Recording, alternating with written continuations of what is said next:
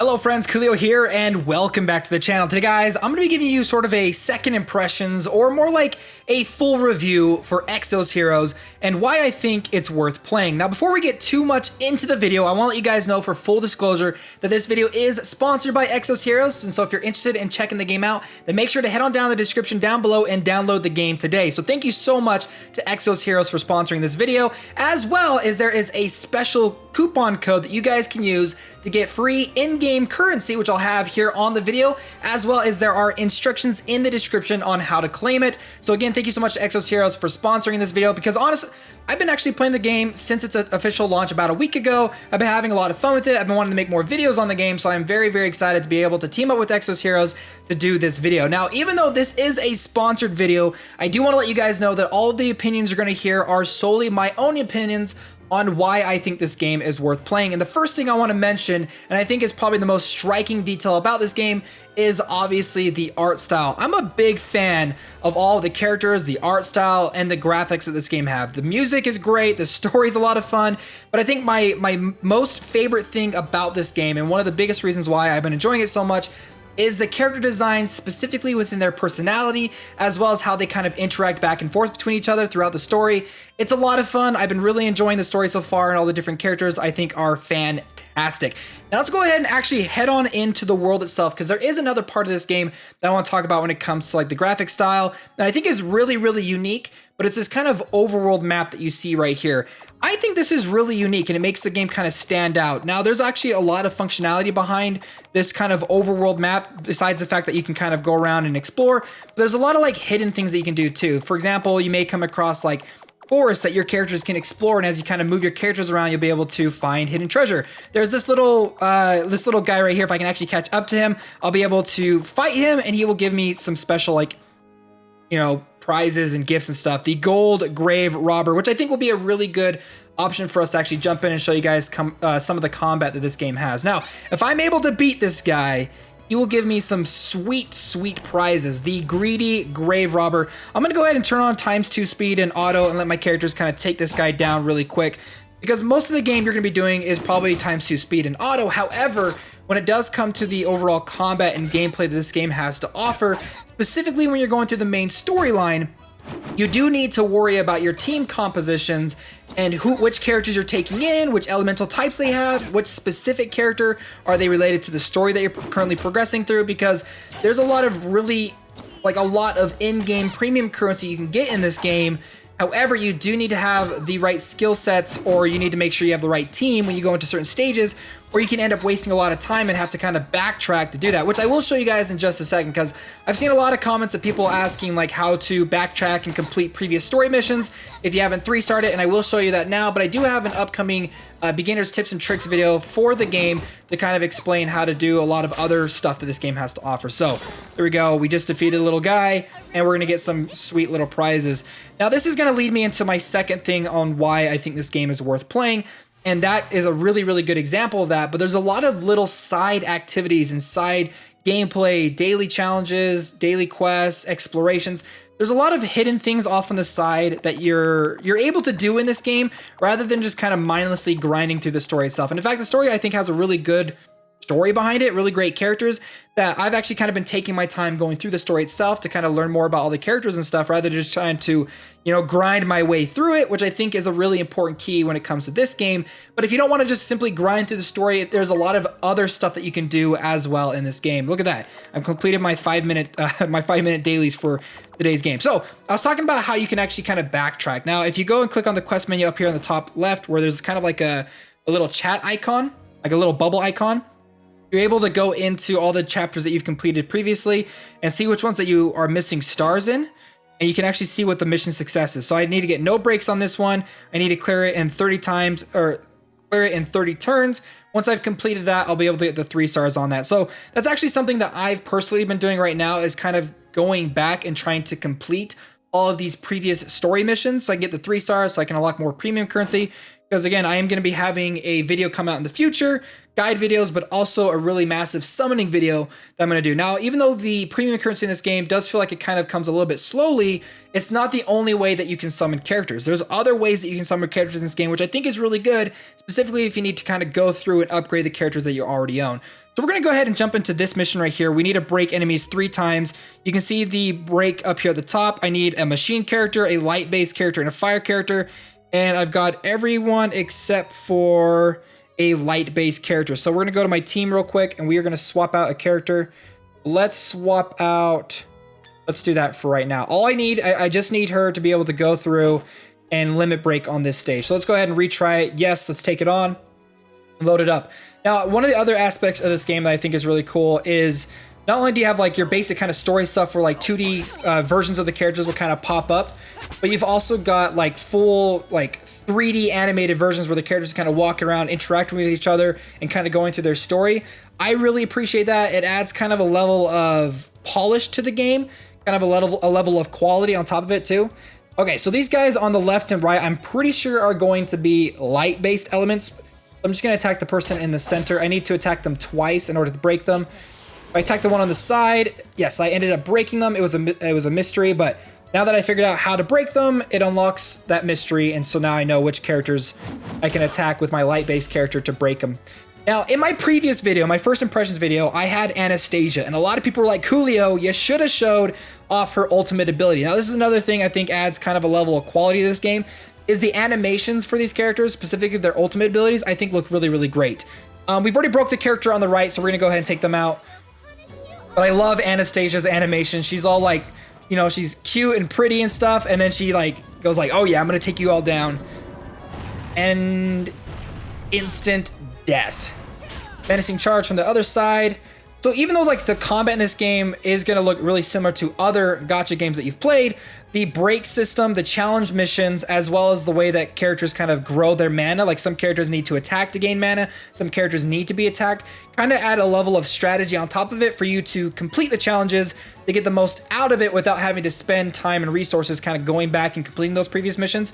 Now there are walkthrough boards that you can do, which will allow you to kind of go back. Oh, I need to attack this person inside, where it'll allow you to kind of get the information that you need before you go into a stage, which is really, really useful. Kind of a great way for like the community to come together and help each other out. I'm probably going to end up taking her out with this attack. Ooh, okay. That was a close one. Can I attack the one on the left? No, I'm still being aggroed. That's okay. I can now break this character. So that's 2 breaks, and I still have a secondary wave after this one. So we'll go ahead and move past this real quick. I'll probably be able to take this character down in just a second. Yeah, let's just finish him off. If they're still up, I'd be really surprised. So here we go. So we're gonna go into wave 2 and then finish the stage off. We just need to break one more character, which is this is gonna be perfect because I just need to hit one of the ones on the side with my fire guy. So with the main character Xeon, this one attacks all enemies. So let's go ahead and do that. I think my favorite aspect of this game definitely has to be the characters' personalities.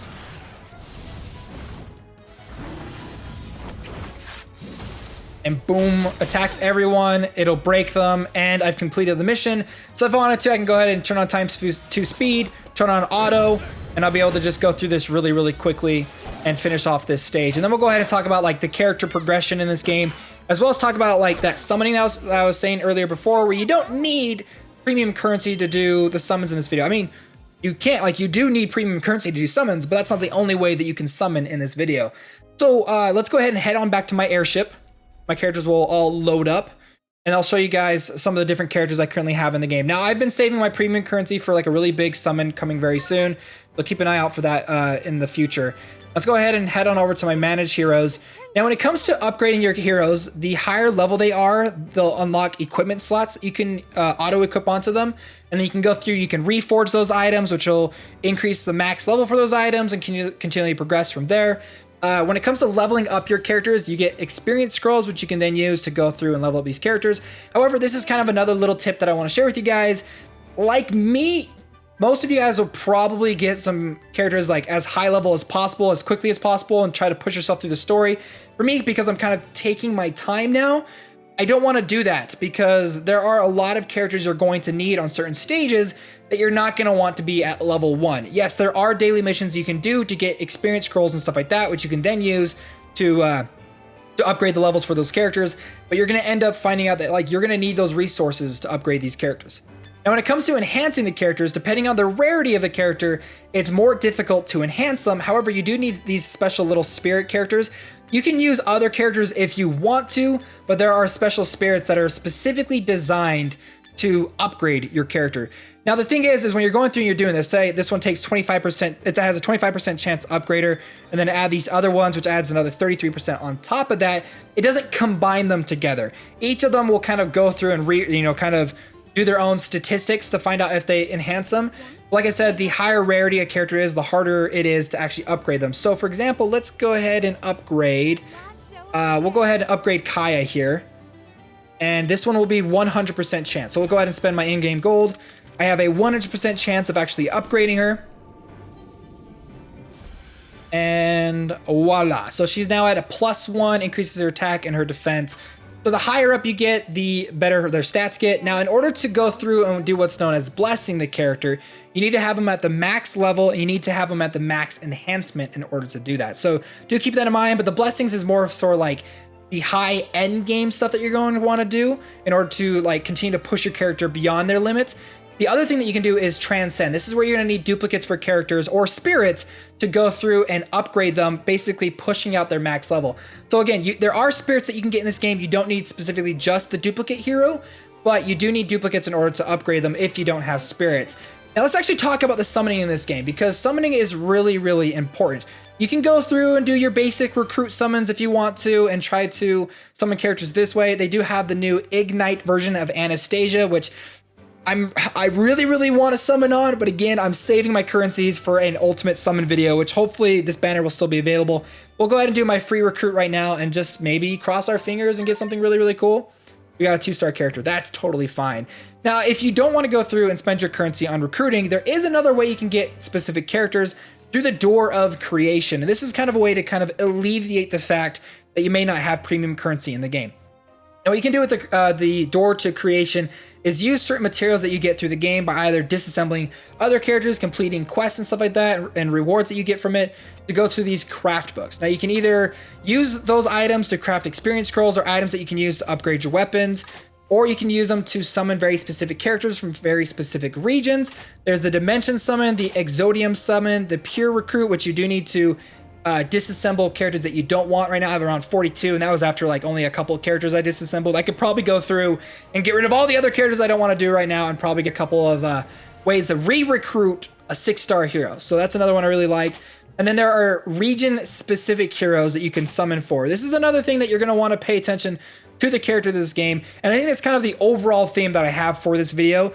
The main reason why I think this game is worth playing is for the characters. Now, I showed you guys the door to creation, but there is one other thing I do want to show you, is all the kind of little side activities that you can do. Now, if you actually head on back to the world, there's your challenges that you can complete. Plus, there's lots of ways you can do for offline progression, which is another thing that like more modern day games are starting to incorporate offline progression. And so that's another plus in my book. Not like an idle thing, but like, you know, if you can't play the game, turn it on, come back in like an hour or two, and you've got some items you can use. It's great.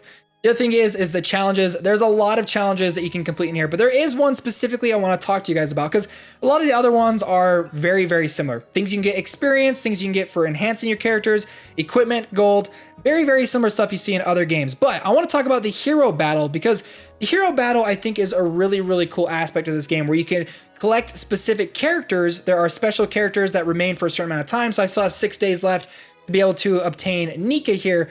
But the cool thing about this is you have your normal version and your hard version, and they're both, the normal version is actually pretty difficult on top of the fact of just doing the regular one. But the normal version, the reason why it was so difficult, at least for me when I personally jumped into it for the first time, is I wasn't paying attention to what I needed, but the main boss that you take down in this stage is immune to magic damage. So you do not want to take a magic user into this stage. You want to take physical users, which again leads back to the fact that you don't want to waste all of your experience scrolls to level up only a few characters. You kind of want to have a couple characters on the sidelines because there's, I want to get Nika. She's a free character for us to collect. So that's another aspect I like about this game, is those kind of challenging grinds that you can do to get free characters. Now let's go ahead and head on over to the main city. This is other stuff that you can do in this game, is you can go into specific cities and see your character full up. You can like a full 3D model version of them. You can also see other players. But on top of that, there's other stuff that you can do here. You can go with your alliances. You can do Wug Run Fest. There are hero challenges. There are events, even more mini games that you can play. There's just a lot of like side stuff in this game. So honestly, if you feel like you're getting burned out by playing just through the story and trying to grind through it, take a break and do other things. There's a lot of stuff to do in this game. Oh, look at these. Look at all these players that I've now loaded in. Hi, guys. We all look fantastic, don't we? Everyone looks really, really good. So guys, there you go. EXOS Heroes. Do I think this game is worth playing? Yeah, definitely. I mean, I've been playing it all week. I've been having a lot of fun with it. And again, thank you so much to EXOS Heroes for sponsoring this video. If you guys are interested in checking the game out, then make sure to head on down to the description down below and download the game today. If you guys enjoyed today's video, make sure to hit the like button and subscribe to the channel. All right, friends, my name's Koolio, and I'll see you next time.